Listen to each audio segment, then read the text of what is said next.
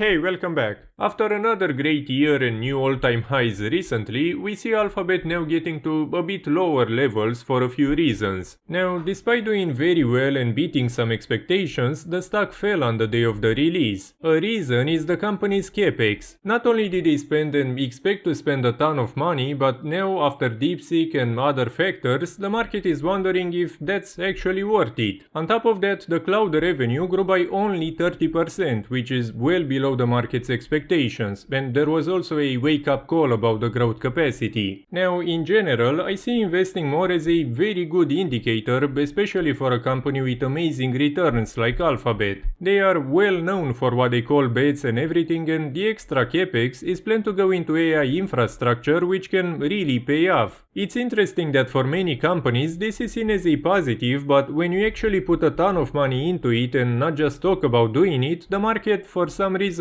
loses optimism. And again, it's not some small speculative stock, this is one of the best tech companies on the planet, but we'll get into this later in the video. And why I don't think this is a coincidence is because as I'm recording this, Amazon just announced something similar about investing, destroying EPS expectations by like 25% with a record profit, but it also fell. And again, it's not like this is a fine and the money is gone, it's an investment. Think about it this way, who do you think knows better about actually investing in AI, not just buying some stocks? The market or the companies that are physically in that market and up to date with everything and really create something and innovate? You can't even compare the market's level of knowledge and expertise to one of these two. What I'm trying to say is that the market deciding that these aren't good investments before the companies even did them is questionable and maybe irrational. Anyway, they made a record cash flow last year despite a 60-something% higher capex. With even higher capex this year, this will likely be similar or below that 70 billion, but if you look at the operating level, there is very impressive growth. For a market cap of around 2.35 trillion, that's a ratio of 33.5, which is not terrible for Alphabet and big tech in general. Historically, it's around the higher end of the average, so probably not that far from a fair value today. But keep in mind that the market's confidence plays an important role in this ratio, and if somehow the average goes to like 20, then that's a pretty massive drop, but more on this in the valuation. Financially, we see a very healthy position, with the cash and equivalents alone almost covering the current liabilities and little long-term debt that they have. There is around 325 billion in equity, which improved significantly, but it's not as relevant for a tech company. Again, think about YouTube itself, the search engine, and so many other digital assets that are impossible to value and put on the balance sheet. I say this again, even if it gets updates from time to time, this reporting accounting is still very outdated. In this case, what's to remember is that they are very healthy, barely have any debt and could get a lot more if needed, and they are improving. Now, they started paying a very small dividend a year ago, but do massive buybacks. They constantly repurchased 50, 60 and now even 70 billion per year. The advantage is that, the same I said for Amazon, a company in this position can use the stock to develop. They are valued above pretty much anything they would buy, so they won't have to use cash to buy another company and even make a profit instantly. By the way, they introduced the Class C shares like a decade ago specifically to have them as a potential acquisition tender, and this is a reason why they don't have voting rights, unlike Class A. As a note, Class C, despite being objectively worse than A, has been performing a bit better because that's usually what they buy back.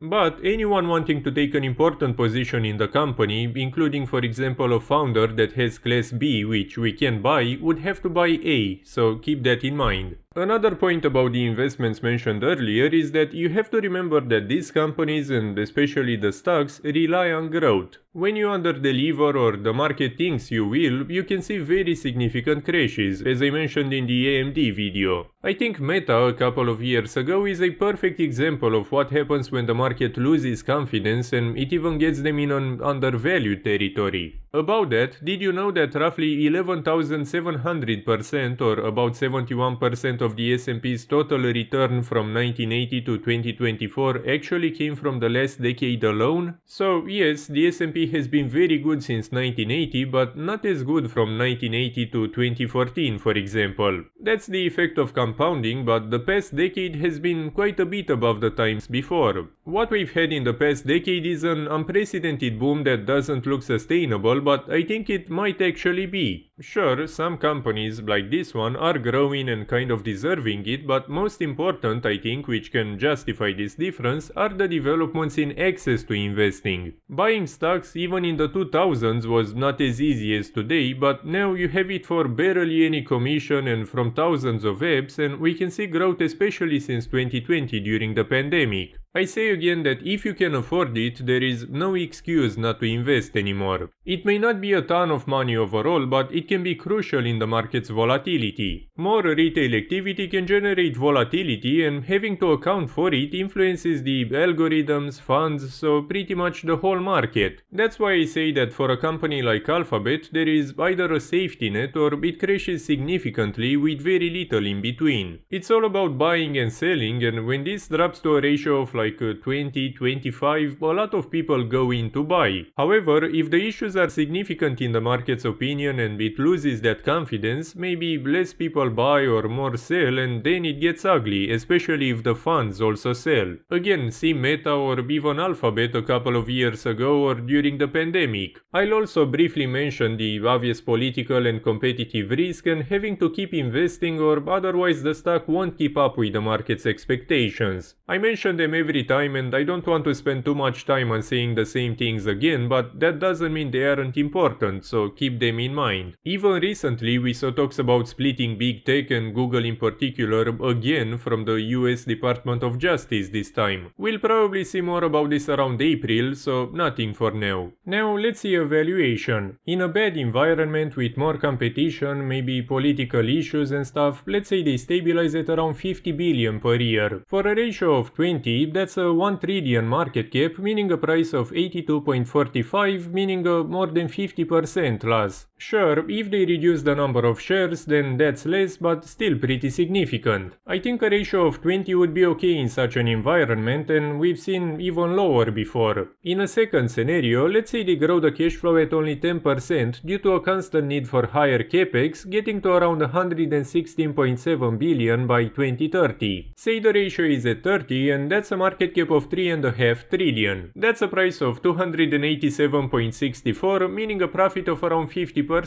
With buybacks, it has potential to be significantly more, maybe even a 2x, especially if they increase them as the cash flow grows. Now, in a better scenario, with growth thanks to massive investments, let's say they grow at 15% per year, meaning around 145.82 billion in half a decade. For a ratio of 35, that's a market cap of 5.1 trillion, so a price of around 419.13. That's a profit of around 120%, but again, with buybacks, it can be maybe even double that much. They could also give a decent dividend if they want to, or think the stock is too high. So overall, a very good company that's now investing massive record amounts, which I think should do pretty well. Again, very healthy, makes a ton of money, barely any debt, but keep in mind that there is also risk. I'm not that big of a fan of the current price because I want to get it as cheap as possible, but it's not bad and I think they should be around a fair value. With the record buybacks, massive investments and even a small dividend on top, this remains my favorite American big tech. As always, what I cover in my videos shouldn't be enough for you to make any investment decision, so please do your own research before investing in anything. If you want to see more videos like this one, please leave a like and even a comment to help me out, and make sure to subscribe. Thank you for watching and I'll see you next time.